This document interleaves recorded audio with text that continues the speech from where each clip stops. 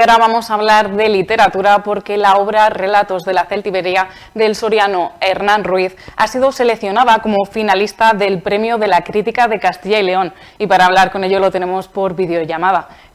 Antes que nada, enhorabuena Hernán y muchísimas gracias por atender nuestra llamada. Bueno, gracias a vosotros por darme la oportunidad de comunicarme con la audiencia. Porque ¿cómo fue esa noticia? ¿Cómo recibiste que había sido uno de los 10 finalistas? Pues bueno, me lo comunicaron y la verdad es que no sabía prácticamente nada, no sabía ni siquiera sabía si yo lo había movido, porque la verdad es que no lo moví. Entonces fue bastante sorprendente. La verdad es que el libro estaba teniendo muy buena crítica especializada y lo que es más interesante para mí, más emotivo que de la gente más o menos que me rodea y amigos conocidos y otros, pues les estaba gustando bastante y bueno, la verdad es que el hecho de que los críticos, los entendidos te nominen, pues es un honor y es una gran ventaja, pero sinceramente a mí lo que más me emociona, como he dicho antes, es que a la gente le guste. Y parece que de momento así está siendo.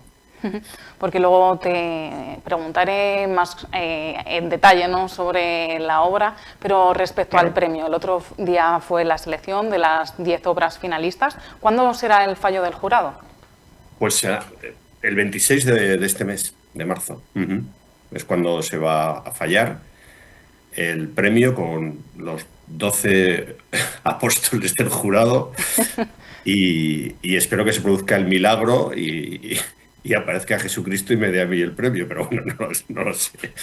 Porque nos comentabas antes que el premio ya era estar seleccionado y sobre todo lo que más te importa, Yo ¿no?, creo que es sí, esa yo creo recepción. que, vamos a ver, hay un viejo refrán que dice que lo importante es participar y la verdad es que en este ámbito, al menos en nuestra región, pues es un poco jugar en una liga que es de las más destacadas y en ese sentido, pues pasas por una serie de filtros de gente entendida, académicos y literatos y demás que si avalan tu libro es porque de alguna manera consideran que tiene una calidad. Entonces eso es una gran suerte y ya el que te den el premio o no es que ahí juegan muchos factores que no puedes controlar y por tanto yo digo que ojalá, porque me haría ilusión que el premio me recayera también en la provincia de Soria, ¿no? Que bueno, ha ganado en alguna ocasión. Pero bueno, pues eso, y además si ganaran, yo creo que han ganado dos compañeros míos que son además originarios de la misma zona, con lo cual estaríamos todos muy contentos porque son también de las Tierras Altas, mi padre era allí, de Ventosa de San Pedro, y si tanto Fermín Herrero como Abel Hernández, que lo han ganado previamente, pues lo gano yo. Aparte bueno, pues de sorianos somos de las Tierras Altas y sería un honor también, porque yo creo en las comarcas, más que en las provincias incluso. Pues desde aquí, desde Canal 9 Soria, estaremos muy pendientes ese 26 de marzo y te deseamos mucha suerte. Pero ahora me gustaría conocer mejor la obra, que es Relatos de la Celtiberia. Bueno, pues Relatos de la Celtiberia, en primer lugar, es una exploración literaria de un terreno literario que a mí me interesa especialmente, que es la antigua Celtiberia y que para mí no es un terreno arqueológico, sino que es un terreno que está vivo, ¿no? Y que está todavía palpitante y que incluso tiene futuro, ¿no? Es verdad que se remonta en sus raíces a los antiguos celtíberos. Es verdad también que la provincia de Soria es la única que entra entera dentro de ese mapa de lo que los arqueólogos han definido como la Celtiberia de prerromana. Pero bueno, yo creo que a mí me resulta. Yo he vivido durante años en la Celtiberia soriana, donde nací, en la Aragonesa, en la provincia de Zaragoza y en la Riojana, y yo he encontrado muchos nexos de unión entre todas ellas, ¿no? Y entonces creo que las tierras que cabalgan sobre la cordillera ibérica, pues tienen muchos elementos en común, ¿no? Desde el punto de vista geográfico, climático, de formas de vida ancestrales y de formas de ser, incluso de expresiones y demás. Yo me siento muy familiar en todos los ámbitos de la Celtiberia de las 8 provincias que constituyen ese territorio, que son, aparte de Soria, el oeste de Zaragoza y Teruel, la serranía de Cuenca y de Guadalajara, la parte colindante del suroeste de Burgos, colindante a Soria, quiero decir, y La Rioja, ¿no? La Rioja, las montañas de La Rioja, que después de Soria es el territorio más importante, podríamos decir, en extensión. Y bueno, pues yo creo que ahí existen todas estas, como digo, características peculiares que a mí me han inspirado en sus paisajes y en sus paisanajes, porque también las gentes me parece que son muy interesantes. Y he de decir a propósito que la exploración no es sobre los celtíberos, ¿no? Porque hay gente que me dice, oh, este libro de cuentos será sobre los celtíberos. No, solo hay un cuento de celtíberos, de hecho, o sea, de celtíberos prerromanos. Los celtíberos restantes son del siglo XX, del siglo XIX y del siglo XXI, por supuesto. Entonces son más recientes, ¿no? Y eso es lo que me interesaba, captar el palpito un poco de las gentes recientes, de lo que está pasando, de los problemas actuales, que ya son bien conocidos por todos los sorianos, de despoblación, marginalidad, etcétera, y también de la poética que existe en eso. Y de hecho a mí me interesaba más hablar de esa poética que ahondar en las heridas que están ya como muy viscerales. Yo estoy muy cansado ya del tema de la despoblación y de la marginalidad, que sinceramente pues es importante comentarlo y sobre todo solventarlo, pero también tendríamos que hablar un poco de las partes positivas, ¿no? Y a mí me ha interesado más este otro. Porque relatos de la Celtiberia, si no me equivoco, son una veintena, 24 exactamente, ¿no? Sí. Imagino que de las diferentes zonas, cuéntanos un poquito. Sí, vamos a ver, el libro tiene una expansión también en la web, lo que llamaríamos una lectura aumentada transmedia, que ese es un tema que yo trabajo en la universidad y también he trabajado como creador en una obra que se llama Plus 28, que fue pionera en lo que podríamos llamar la narrativa transmedia, en el año 2013, nada más y nada menos, hace 12 años. Y entonces, entre los relatos que están en la web y entre los que están en el libro, que son los 24, están todas las provincias, ¿no? Y la verdad es que en el libro están casi todas. Yo creo que menos Teruel, que está en la web, están todas. Y Soria, desde luego, tiene un protagonismo tremendo. Primero porque es que, claro, son mis raíces. Está mi padre allí presente, a quien está dedicado el libro. Y porque, bueno, porque a mí Soria me inspira especialmente, no sé por qué. No solo porque sea soriano de origen, con 8 apellidos sorianos, ¿no? Que diríamos, sino porque realmente es que me parece muy inspiradora las tierras de Soria, ¿no?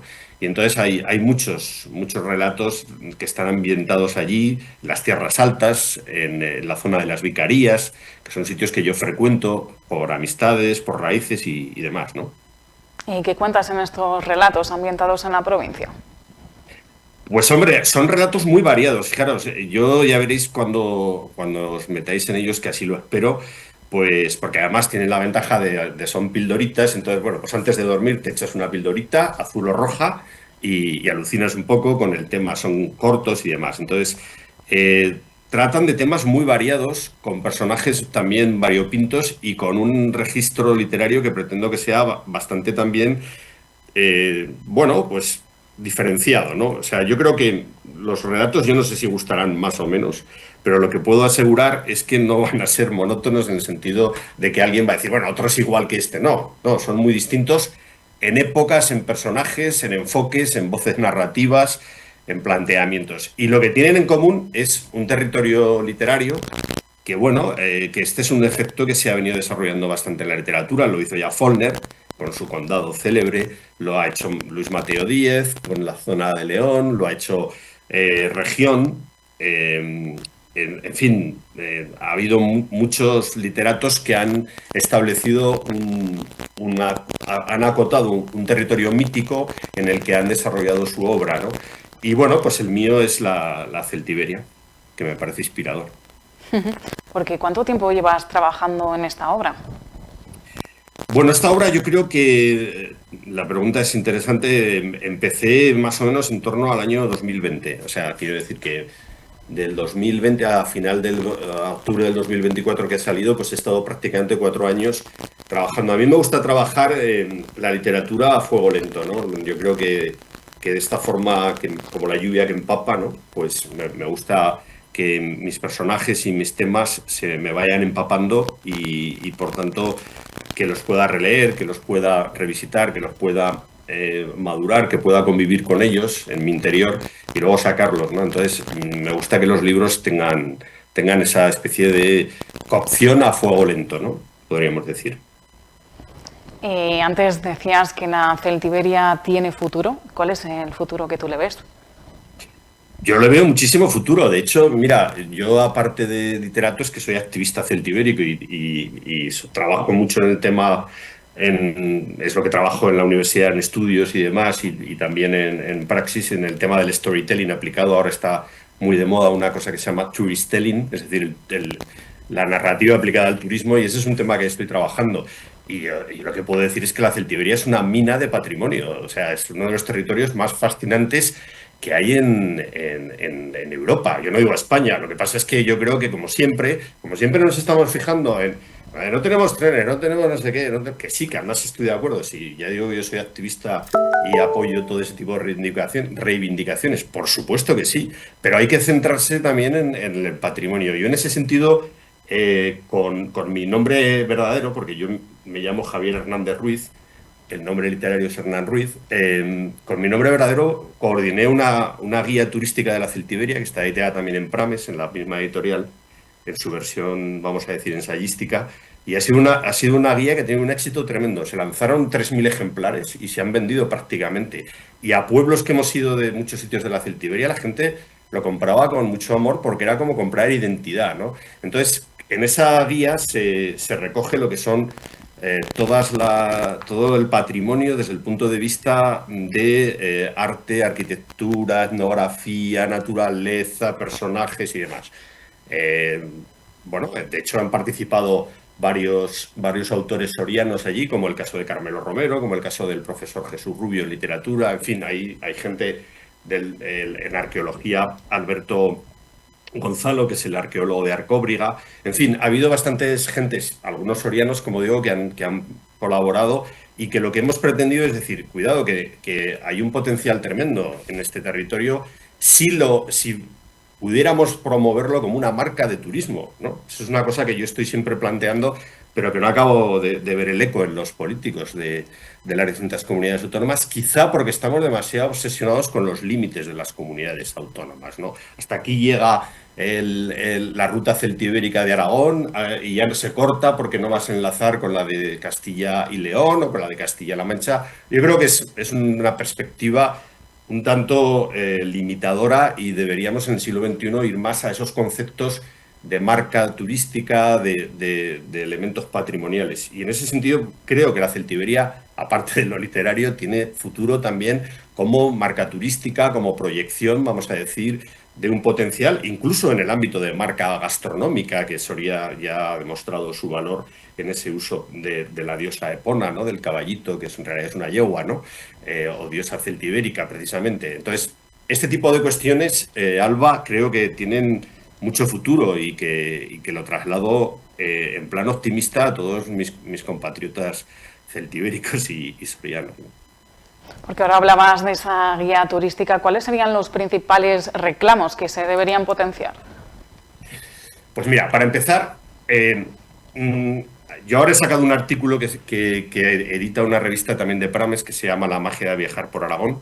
Prames es una empresa, digamos, editora aragonesa y trabaja mucho allí, ¿no? Yo tengo mucha relación con Aragón porque mi familia vive allí, como tantos sorianos. Hay prácticamente más sorianos en Zaragoza que en Soria, ¿no?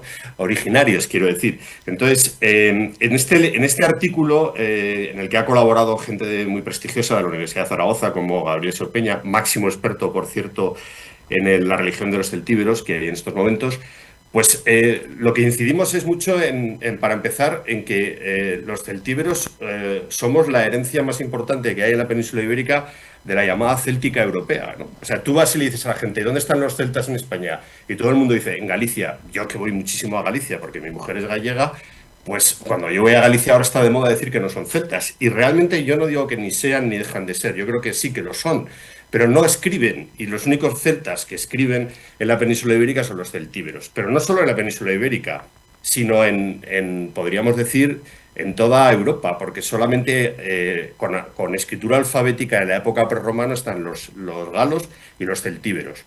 Y no hay nadie más. o sea, con toda la fama que llevan, los británicos no escribían, los irlandeses tampoco escribían enógmico, pero es una cosa como muy, muy rústica. Y realmente el Museo Numantino de Soria, por ejemplo, sin ir más lejos, es que es uno de los mejores museos de la céltica europea, o sea, por iconografía. Y eso no nos lo creemos. Entonces, yo creo que tenemos que quitarnos ya esa mentalidad provinciana de los celtíberos de aquí e ir más a esa conexión con esos planteamientos europeos, que además la céltica europea fue una de las primeras veces que Europa estuvo unida en una época prerromana por una cultura similar, ¿no? Entonces, esa perspectiva, digamos, universalista, globalizadora, nos falta.